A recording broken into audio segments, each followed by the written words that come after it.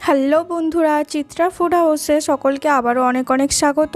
আজ একটি 5 মিনিটে বানিয়ে ফেলার চটজলদি ব্রেকফাস্ট রেসিপি নিয়ে চলে এসেছি। পুরো ভিডিওটা দেখতে থাকুন, একটুকু স্কিপ না করে। প্রথমেই আমি এখানে স্লাইস রুটি নিয়ে নিয়েছি। একটি ছুরির সাহায্যে চারদিকটা ভালোভাবে কেটে নেব।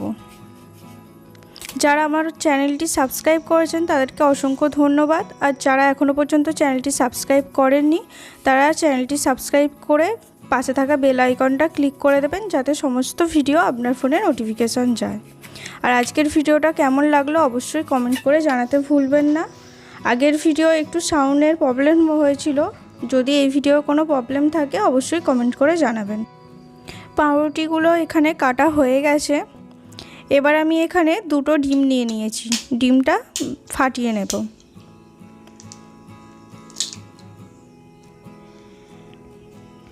সামান্য পরিমাণে এখানে লবণ আমি দিয়ে দেব।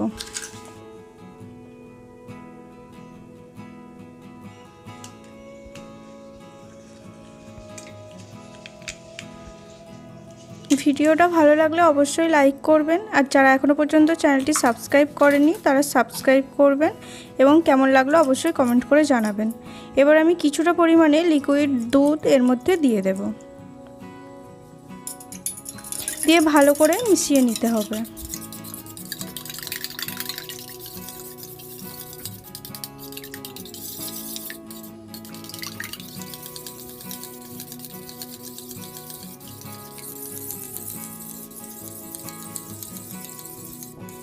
এখানে ভালো করে মেশানো হয়ে গেছে, দেখতেই পাচ্ছেন। এবার আমি একটা প্লেট নিয়ে নিয়েছি। প্লেটে প্রথমে এক পিস স্লাইস করা পাউরুটি আমি রেখে দিয়েছি, দিয়ে চামচের সাহায্যে অল্প অল্প করে ডিমের মিশ্রণটা আমি দিয়ে দেব, যাতে উপরটা ভালোভাবে ডিমের মিশ্রণে ভিজে যায়। ভিজে গেলে অপর দিকটাও একইভাবে ভালোভাবে অল্প অল্প করে দিয়ে মিশ্রণটা দিয়ে দিতে হবে। প্রথম স্লাইস পাউরুটিটা আমার ভালোভাবে ভিজে গেছে ডিমের মিশ্রণে। এবার আমি এরই উপরে আর এক পিস পাউরুটি দিয়ে দেব, দিয়ে একই পদ্ধতিতে চামচ দিয়ে অল্প অল্প করে নিয়ে আমি ভালো করে ভিজিয়ে নেব।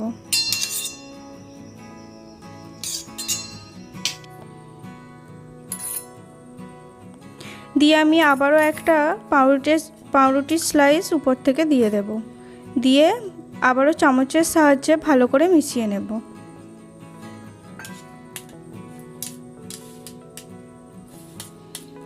দেখতেই পাচ্ছেন পুরোটা আমার ভালোভাবে ডিমের মিশ্রণে ভিজে গেছে। এইভাবে চামচের সাহায্যে চারিদিকটা দিয়ে দেবেন, আর এটা একসাথেই থাকবে তিনটে। এবারে আমি একটা তাওয়া নিয়ে নিয়েছি, নিয়ে কিছুটা পরিমাণে বাটার তাওয়ার মধ্যে দিয়ে দেব। বাটারটা সম্পূর্ণ যাতে গুলে যায় সেই ততক্ষণ পর্যন্ত ওয়েট করতে হবে।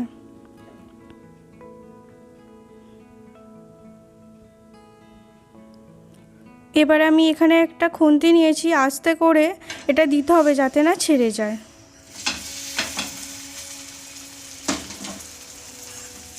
দেখতেই পাচ্ছেন তিনটে কিন্তু লেয়ারের মতো একসাথেই রয়েছে। এবারে এটা একদিকটা ভালোভাবে ভাজার জন্য সময় দিতে হবে। দেখতেই পাচ্ছেন এটা কোনো ঝামেলা ছাড়াই খুব সহজেই কিন্তু বাড়িতে বানিয়ে ফেলা যাবে। যখন হাতে খুবই টাইম থাকবে না বা খুবই কম টাইম থাকবে, এটা কিন্তু বাচ্চাদের টিফিন হিসাবেও আপনারা বানিয়ে দিতে পারেন। বড়রাও খেতে পারে অবশ্যই, কিন্তু বাচ্চাদেরকেও টিফিনে আপনি দিতে পারেন উপরে একটু সস ব্যবহার করে। এবারে আমার একদিকটা হয়ে গেছে, দুদিক থেকে আমি একটা চামচের সাহায্য নিয়েছি, নিয়ে ভালো করে উল্টে নেব।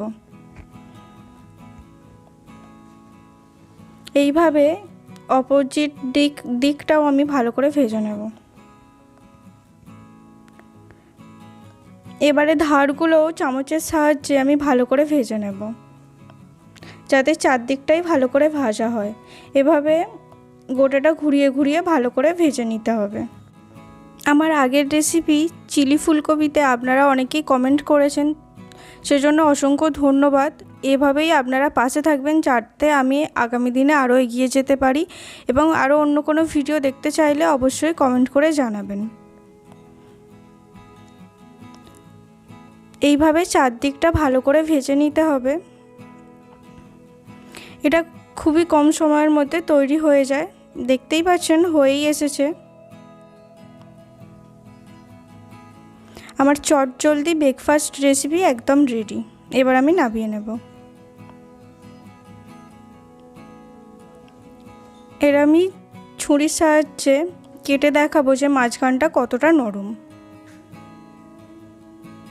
এটা খেতেও কিন্তু খুব টেস্টি, বাচ্চারাও খুব পছন্দ করবে। আপনারা অবশ্যই বাড়িতে বানিয়েই দেখতে পারেন একদিন, এবং কেমন হয়েছে কমেন্ট করে আমাকে জানাতে ভুলবেন না।